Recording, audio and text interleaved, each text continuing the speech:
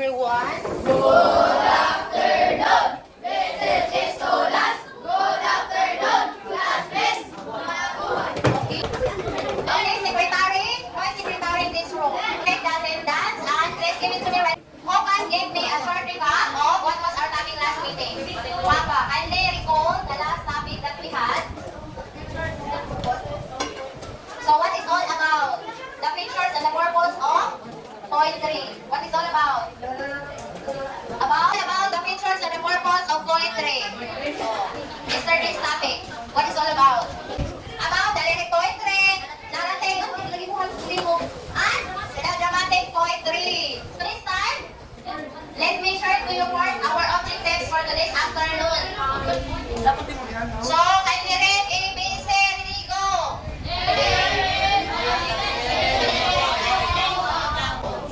Analyze the given form according to the assigned concept and share their ideas and thoughts about significant concepts from the form.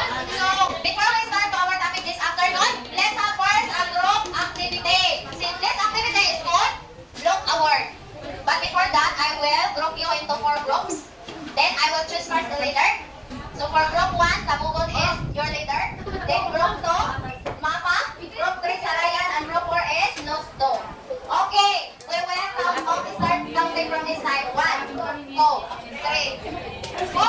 1, 2, sino?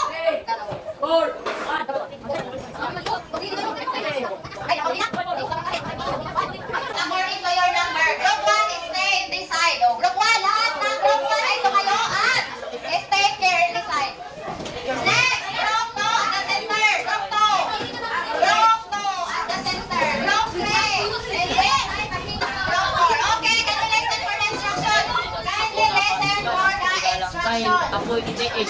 Ako'y Say good afternoon to Ako'y our ano? principal, Miss Sakot ko yun. Ako'y dapat eh.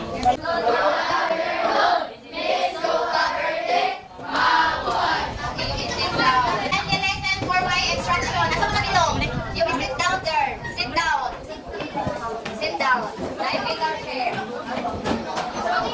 Okay, listen for the instruction. I have heard a puzzle. Then what we're going to do is to look a word or find a words that related to point 3. Basically, there are 6 words that associated with point 3. But then, I need one participant to answer within your group for number 1. Then, another participant for number 2. Another participant for number 3, and so on and so forth. Did you get my point? Yes, ma'am. Okay, I will give you words that wrong. Group 3. Answer, share the word based on the puzzle being shown. Then wait for my signal. Wait for my signal. Okay, the timer. It starts now. Only one participant for number 1. Then another participant for number 2. Right, 1. Then for number 2. Minute faster. Sunod balik na sunod. No need na to wait for the number 1.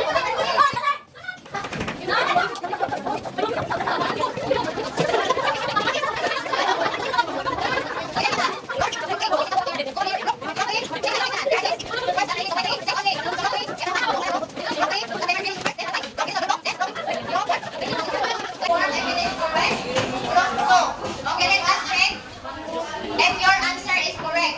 So, team, their team, here are the answers. Team, check.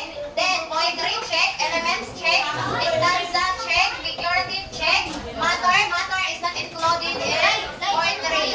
So, 1, 2, 3, 4, 5. So, group 2 got 5 points. Then, for the group 1. Point 3, figurative, elements, matter is not included, stanza, 10. So, 5 points for group 1. Then group 4, then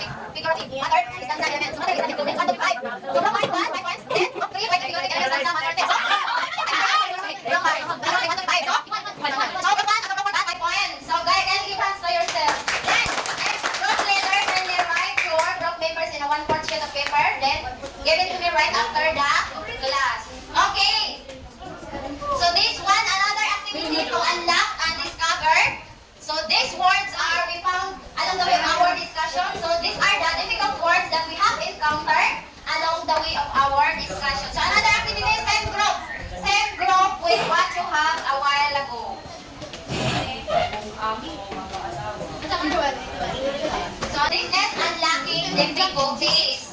So what you're going to do is same with what you have a while ago. I need one participant to answer for number 1. I need another participant for number 2, and so on and so forth. Did you get me? Okay. I have here a little thing. You're going to what you're going to do is to match the word in column A to their meaning in column B.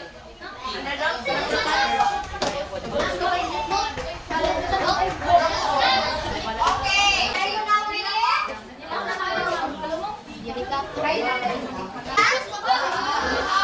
Okay, the timer. One participant for number 1, then another participant for number 2, and so on. Okay, let's start. The timer starts now. You're going to match the words and A to their meaning and B. Okay, another participant. Uy, only one answer for the participant. Okay, next. Another participant answer for number 2, number 3, ako, number 7.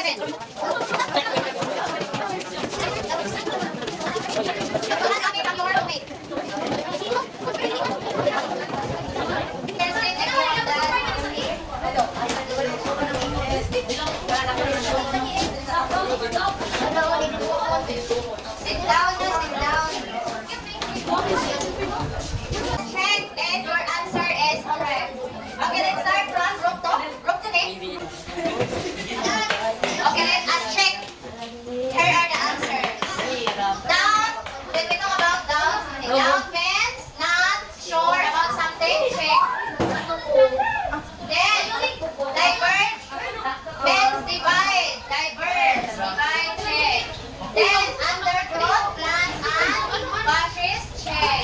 Okay, for number 3, broaden means walk, check.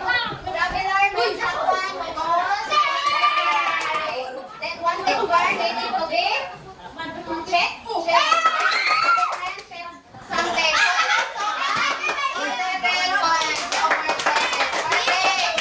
Okay, next.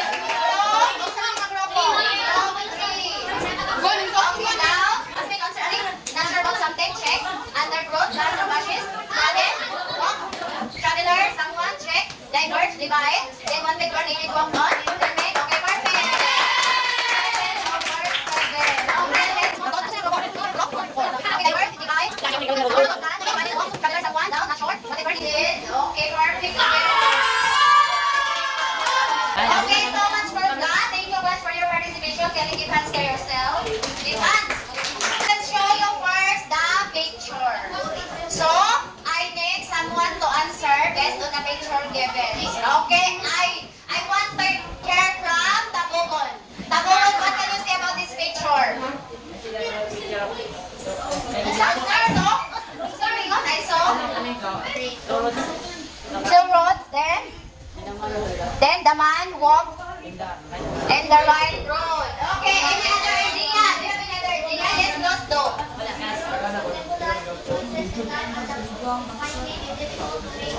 Okay, very good. So, this road symbolizes as the choices that we make in our life. Okay, next. So, in relation to this picture, to our topic this afternoon, I will be sharing to you the poem about, can you read? Okay, the road not taken. Have you familiar this poem or not? Not yet? Waya pa mo kabasahan ni Sukad? Waya pa, Sukad ang ating basahon na rin atong saktan.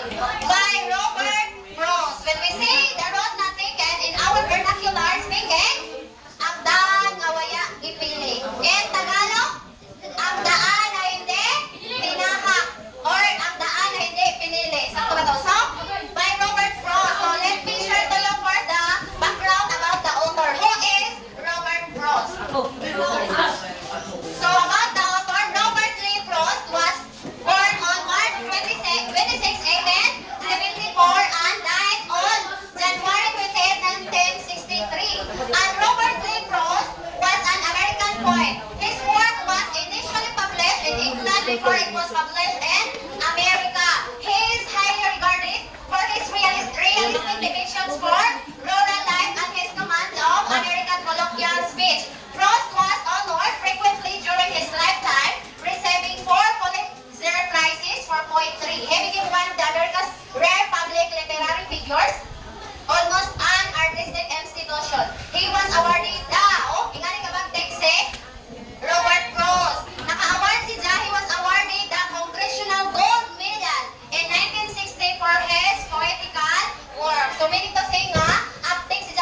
mga poetry or mga poem.